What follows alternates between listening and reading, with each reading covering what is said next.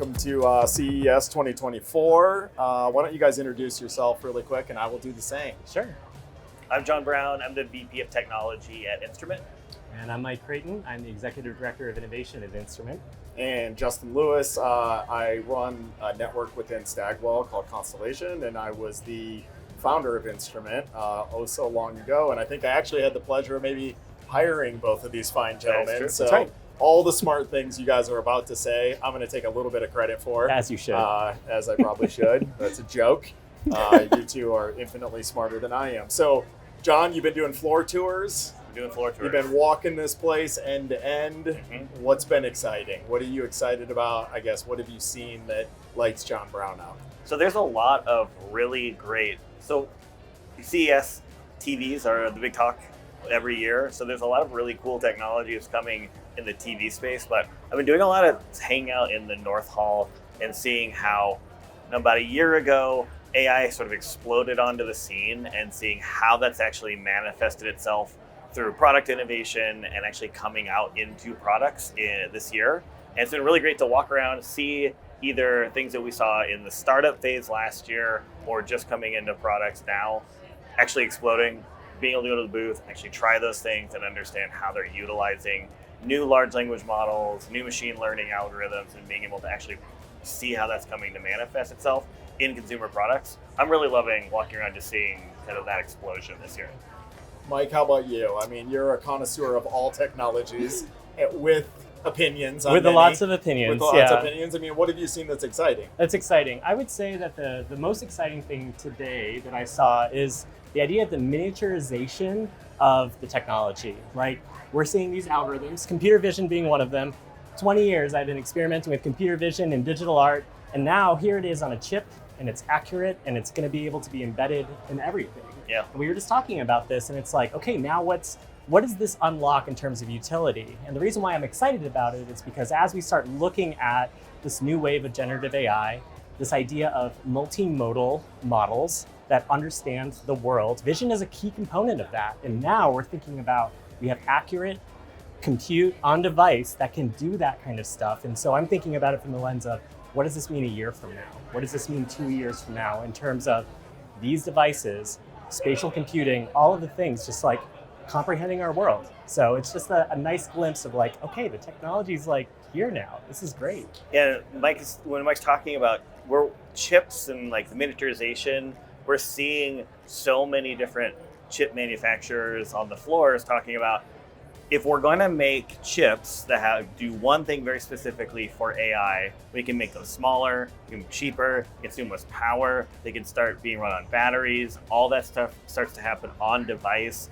You can protect your data, it doesn't always need to go to the cloud, there's not a lot of latency. There's just so many elements to kind of this explosion of wanting to have these really hyper-focused elements, and the miniaturization, being able to put them in glasses, being able to put them in a really small wearable, put them in a collar that goes on your cat that is small enough you don't even notice it. But there's all this really great form factor, and it's cheaper, and you can start to put it in even items to be put into events or things that you're not meant to own for forever. Mm-hmm. You can use them just for, this is an experience, this is an immersive moment. Mm-hmm. But it's cheap, it does one very specific thing, and that's great. Like we're seeing that all over the floor. Yeah.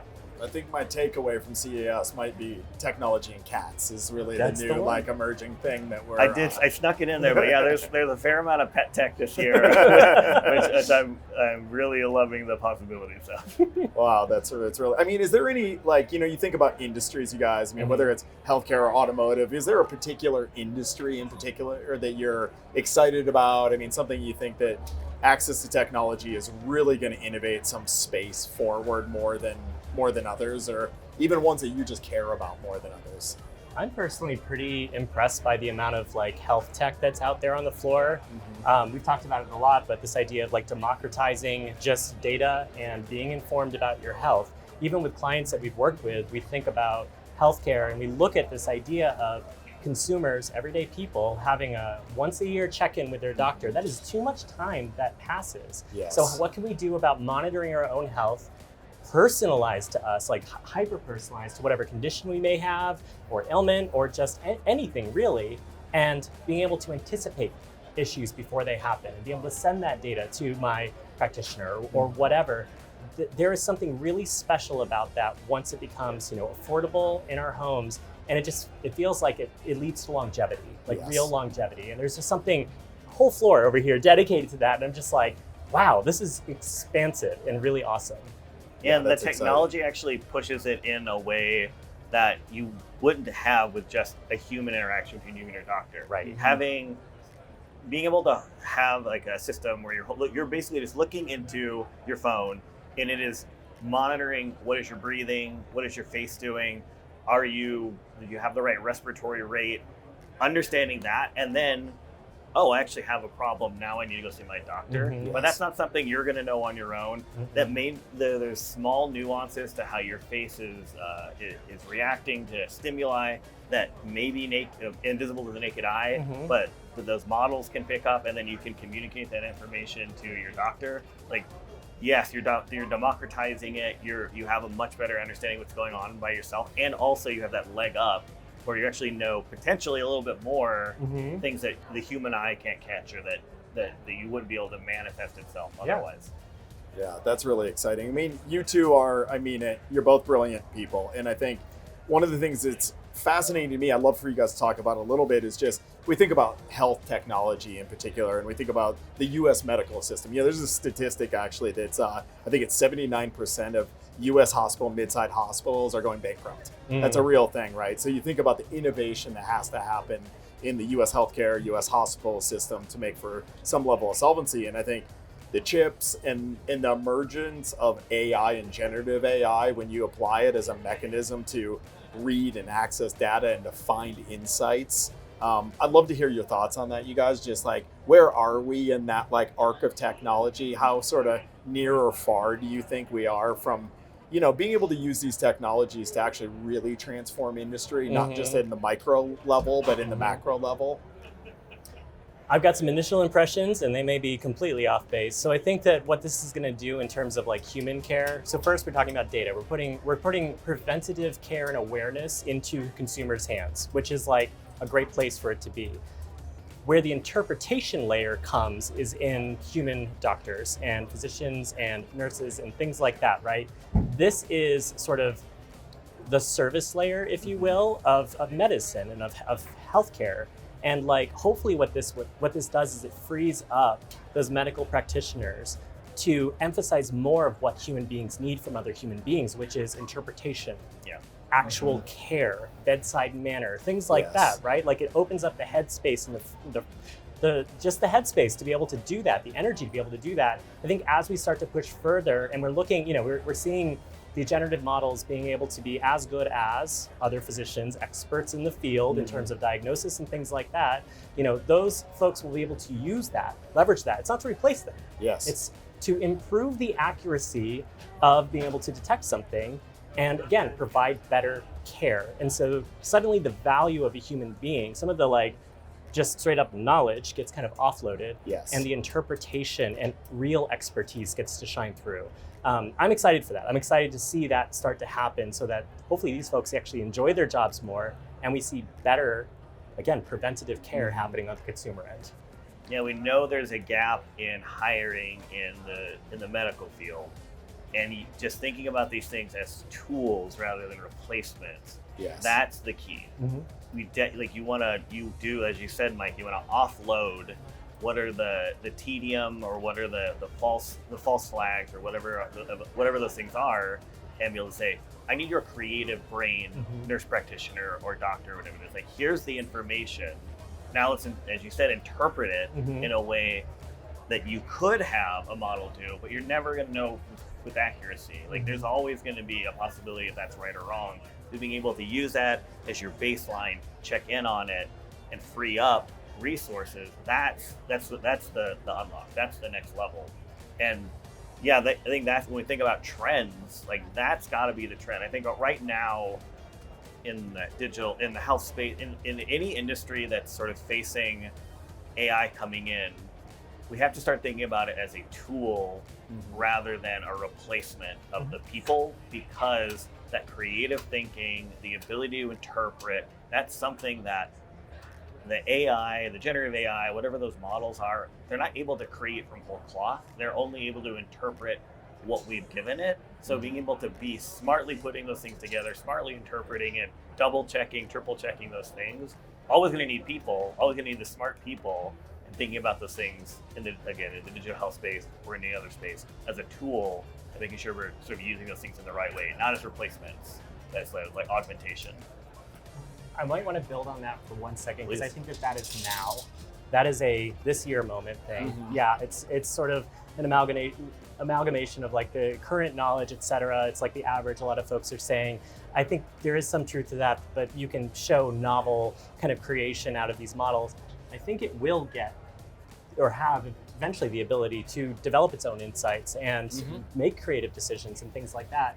But it's still not a replacement. Still not I a think, replacement. Yeah. you know, at no point in time can I see a world in which these generative models are better by themselves than they are with a human, Yes. right? You know, like, absolutely. why wouldn't you always combine these two things Yes. and just continually enhance each other's capabilities? Mhm. We do bring something unique, you know what I'm saying? So I think that for now, what you're describing is very true. We need somebody to interpret and validate and Yes. everything that comes out of these. But at some point in time in the very near future, they're going to be better than us in a lot of things, but they will be even better with us. For sure.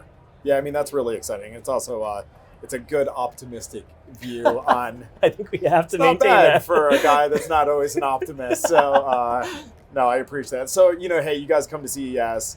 At the end of the day, for us, we serve clients. It's kind of Mhm. what we all collectively do. I think you leave CES and you go home, and what are the things that you would tell clients that are exciting to lean into, to put more time and energy on, and maybe honestly, what are the things that you would steer them away from? Sure. Well, I think we're talking a lot about AI right now, and I think that there is kind of like a hype that's happening in the moment that what we as honest practitioners of the truth to our clients and make sure they're showing up in the world in the right way and sort of speaking to the right narrative, making sure that even they're talking about what they're doing in this space in a really smart and practical and realistic way. Don't just slap AI on everything. Like, if it has sensors, then it's driven by sensors. If it's using one specific type of model, let's talk about that. And I think in the upcoming years, as like AI begins to wear away as just a buzzword, as we start to think about how ChatGPT has changed the landscape, and like everyday consumers know what it is, they've interacted with it, they understand that. So now we start talking to them in a way that they actually understand, or as if they actually understand what the generative AI is, or what all these things can do. So being able to help marketers and practitioners of putting out a message in a way that is speaking truth in a way that's also understandable is going to be a really big. That's going to be a big job. It's like, how do we don't just say AI, we don't just say we don't just say machine learning. Like, let's get real. Let's give them actual information, because as a consumer, they're going to start to know those things as quickly as we are, just as marketers, and being very clear with our clients about what's the information we want to give them. Let's not what we're calling AI wash it. Let's not just slap AI on it. Like, let's actually think about how we're actually presenting that information. That's going to be a huge part of our jobs when we're thinking about bringing new products to market that have that information, that have those sort of integrations into them. I'm really looking forward to that. Like, having those really hard conversations. Absolutely. I think building on that, like, as sort of a macro trend that I'm seeing, this idea of like AI's in everything, there is this idea of whether it's a hype cycle or not, technology for technology's sake. I think we do see some of that on the floor out here. Is this idea of like, let's push technology and let's see kind of what comes from it. What I would advise clients, what I'm hoping we can bring to clients, is not only, hey, let's put the technology out into the world, but speak about it in a way that's authentic, in a way that like helps build trust with their consumers because we know what we're doing with it. But also like evaluate technology in such a way that like, is it bringing true value to your consumers? Are you putting them first? Are you thinking about their experience first? What is the utility they get out of it? What is that additional sort of, obviously, loyalty that can come from it? But like, don't use the technology to use the technology. Yeah. Don't slap AI on it to slap AI on it, right? Like, but come to us to help figure out where it makes sense. I personally see a tremendous amount of new possibility with this new technology that's coming out, new types of experiences, lots of themes that I'm hearing in sessions and on the floor. And it's like, how can we help our clients recognize that like you can do this in a smart way? You can integrate a lot of these technologies in a way that isn't just hype. It is like real value for your consumers, and that's what matters. Yeah. And also creatively thinking about those things where how do we challenge our clients to actually take another step? Yeah. Like go out of their comfort zone. Think about if you're bringing a product to market. We've been working together for 3 years. We've been pitching, we've been doing the same thing. We've been putting a logo on it. We've been putting together marketing collateral. Well, what's the next iteration on that? Yes. How do we make it more intelligent in a way that we couldn't have done 18 months ago? Yeah. How do we actually do something more with your product?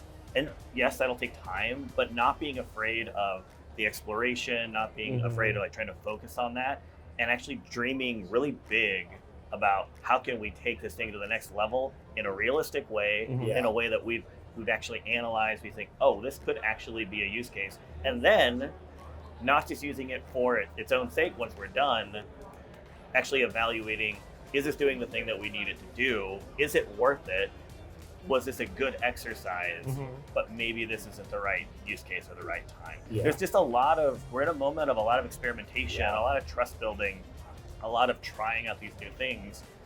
Some things are going to work and some things aren't, but building trust with our clients to make sure that we're bringing those insights to them and that they are trusting us that this could be great. Let's give it a shot. Hopefully it works out.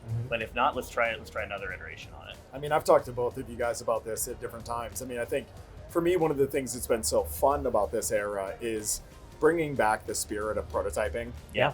Just the experimental value of using new technology to see what's possible. And it seems like such a good time that, to just play and enjoy it and understand like what the boundaries are, to build prototypes, to break things. And, I think that kind of work is really fun, and it can ultimately inform product roadmaps and whole things, but not every one of those prototypes needs to necessarily be the product. It's like, it really is about, as a brand or a business, just embracing a sense of experimentation and really trying to find, is there unseen value with this technology in ways that you just can't quite understand because it is new and it is artificial. I mean, it is something that is beyond, human in some ways. And so, I mean, I found personally some really exciting stuff where you're just like in the technology, working with it, and you're kind of like, man, I can see new possibilities that I couldn't have imagined if I wasn't just in there building things. Playing with it. And so,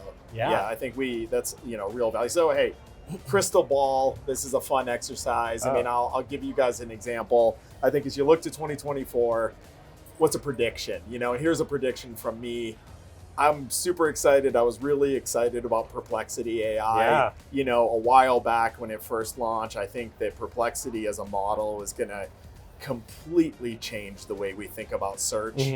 I think our good friends at Bing and Google need to pay a ton of attention to the speed of market of AI, because I think it's changing the game. And I think Amazon's investment in Perplexity recently is really showing that, like, something as established as even search can be upended within a year's time pretty rapidly. And so, that to me is something I think we're going to see a massive advancement in. I wouldn't be surprised to see something like Perplexity really take up a lot of share of search in the next year, gain a lot of market share. And I think it has the mechanism of completely transforming the way we think about advertising and ad sales. Which I'm really excited about, because I think the models that we've been using for a decade and a half are a little tired. So give me something like that from the two of you. What do you think you're going to see that's going to be groundbreaking this year? Groundbreaking. I think that we're going to see us all kind of start to figure out what models, what tools are good for what. We're seeing a split already now with Anthropic and OpenAI and Google, and the capabilities are hitting a point where you're just like, holy crap. But different models are good for different things. And as people start to integrate these tools in their lives, Perplexity is a really great example. I'm like, wow, this is an excellent research tool. This is an excellent, search is a totally different thing now with citations and like the way it can summarize stuff. Like, I'm starting to realize that there are different types of things that we will use to enhance our productivity, to enhance our knowledge, the way that we learn, and we're going to be figuring that out this year. And what comes with that is the open source movement of Yes. models. And so suddenly you're going to have models in your pocket. I mean, it's already happening. Yep. You're going to be running them on your computer. We're going to see so much more effort there. And suddenly we're going to have all of these little models and all of these big models that we use for all different kinds of things. And if you can kind of stay aware of that and start using them, start Yeah. figuring out which ones are good for what, I think you'll just be ahead. You'll become 10x, whatever, 100x, all of those terms, right? Like Yeah. productive person, but also a more informed, a more avid learner, a more enriched person, just because now you have at your hands all of these like assistants, all of these new tools, new brains to help you out. That's my big prediction, if you will, the trend that I'm seeing. That's fun. That's Yeah, great. I'll build on that, and because the thing that I'm really interested in is right now we're sort of like singularly going to Perplexity, one input, and we get an output. Yeah. Where I think a lot of the systems are going to be really enhanced on when we're building tools, when we're thinking about those things, is how do we take that input and run it back through a different model that has a different methodology or has a different way of looking at it, and be able to start to chain information together with very specific models, with very specific sort of tokens as to what it should be doing, and sort of get out of the mode of, not that we're in that mode, but I mean a lot of people are in the mode of like, I put it in, then it comes back Yes. out. But how I put it in, it goes to 8 other models, Mhm. and each does a different thing. Something comes back, interprets it, and gives it to us in a very specific way that we've trained for it for a very specific purpose. If we were going to put together something for CES, it would be some great input of, you know a lot about CES, but you also oversee a lot of other people that know individual information about digital health, IoT, robotics. And each one of those could have information about itself or about its own domain. And then those can be fed back into one larger model that can then be cleaned up and given to somebody. And that sort of like layering is going to take it even to the next level. And we're starting to see a lot of people in the open source community start to experiment with those Yes. things, start to take those models and be able to create things that are building on each other, that are recursive. And that's super cool, because then it doesn't just one really finely trained model, but it's a bunch that all have their own perspective, and then you can feed you back out. So I think that kind of explosion of that swarm of AI that all has has their own specific instructions is going to be incredibly important in the next year. Yep. That's amazing. Well, like always, a pleasure to spend time with you two. A couple smart guys, honestly. And yeah, this has been really great. Appreciate you both, and enjoy the rest of CES. So Thanks so much, Justin. Thanks It's for always good watching. talking with you. Thanks Yeah. for watching. Yeah. Thanks, you. Justin. Thanks, Yeah. Justin.